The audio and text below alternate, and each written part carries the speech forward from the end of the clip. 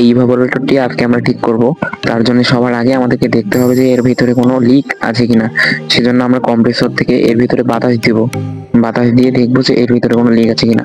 সেজন্য আমরা হুজ পাইপের সাহায্যে কম্প্রেসরের এক মাথায় এবং ইভাপোরেটরের এক মাথায় সংযোগ দেব। এরপর কম্প্রেসর অন করে ইভাপোরেটরের ভিতরে পর্যাপ্ত পরিমাণে বাতাস প্রয়োগ করা। তো কম্প্রেসরের সাথে আমাদের সংযোগ দেওয়া হয়ে গেছে। এবার আমরা কম্প্রেসরটিকে ইলেকট্রিক কানেকশন দিব। সেজন্য আমরা কম্প্রেসরের পিছনে রিলে এবং ওভারলোড প্রোটেক্টর লাগাচ্ছি। আমাদের রিলে এবং ওভারলোড প্রোটেক্টর লাগানো হয়ে গেছে। এবারে আমরা কম্প্রেসরটিকে অন করে ইভাপোরেটরের ভিতরে বাতাস দিব।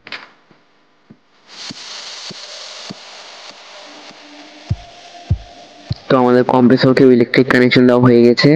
এবারে আমরা শুধুমাত্র একটি ক্লিপ-অন মিটার লাগিয়ে কম্প্রেসর অন করে এর ভিতরে বাতাস দেব।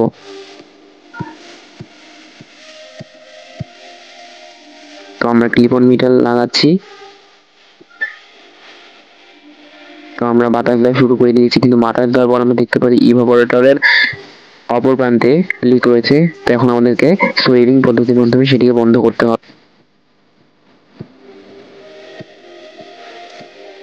তো আমাদের লিকটি বন্ধ করা হয়ে গেছে।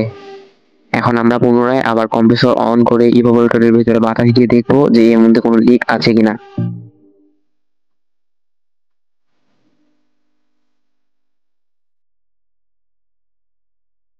তো আমরা পুনরায় বাতাস দেওয়া শুরু করেছি এবং ডাবল গেজ মিটারে কিন্তু বাতাসে দেখাচ্ছে যে কত পিএসআই পর্যন্ত আমরা বাতাস দিচ্ছি।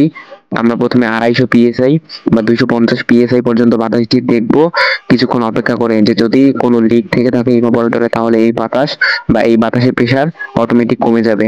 তো আমাদের 250 পিএসআই পর্যন্ত বাতাস দেওয়ার পর আমরা গেজ মিটারটিকে লক করে দেই। এখন আমরা কিছুক্ষণ পর দেখবো যে এর ভিতরে বাতাস কমে কি না। এর পাশাপাশি আমরা ইভাপোরেটরের বিভিন্ন অংশে এবং জয়েন্টের বিভিন্ন অংশে সাবান ফেনা দিয়ে দেখবো যে কোনো লিক আছে কিনা। যদি কোনো লিক থাকে তাহলে সাবান ফেনার মধ্যে আমরা বুদবুদ উঠতে দেখতে পারবো। এছাড়া আমরা কম্প্রেসরের সাহায্যে ইভাপোরেটরের পাম্পিং টেস্ট করতেছি। এই পাম্পিং টেস্টের মাধ্যমে বোঝা যাবে যে ইভাপোরেটরের মধ্যে থেকে বাতাস বের হচ্ছে কিনা। যেহেতু আমাদের ইভাপোরেটর ঠিকঠাক পাম্পিং টেস্ট হচ্ছে, তার মানে আমাদের ইভাপোরেটরে আপাতত কোনো লিক দেখা যাচ্ছে না। এবার আমরা সাকশন লাইনটি পুনরায় বন্ধ করে আবার গ্যাস দিব, দিয়ে এটিকে রেখে দিব।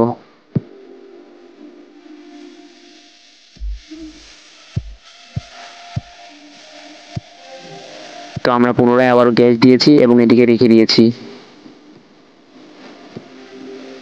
আমরা নিশ্চিত হওয়ার জন্য এর যে সকল জায়গায় আমরা জয়েন্ট দিয়েছি সে সকল জায়গায় পুনরায় সাবান ফেনার মাধ্যমে আমরা দেখছি যে কোনো লিক হয়েছে কিনা। তো সবশেষে আমাদের কোনো লিক হয়নি, আমরা এটিকে রেখে দিয়েছি কালকের জন্য।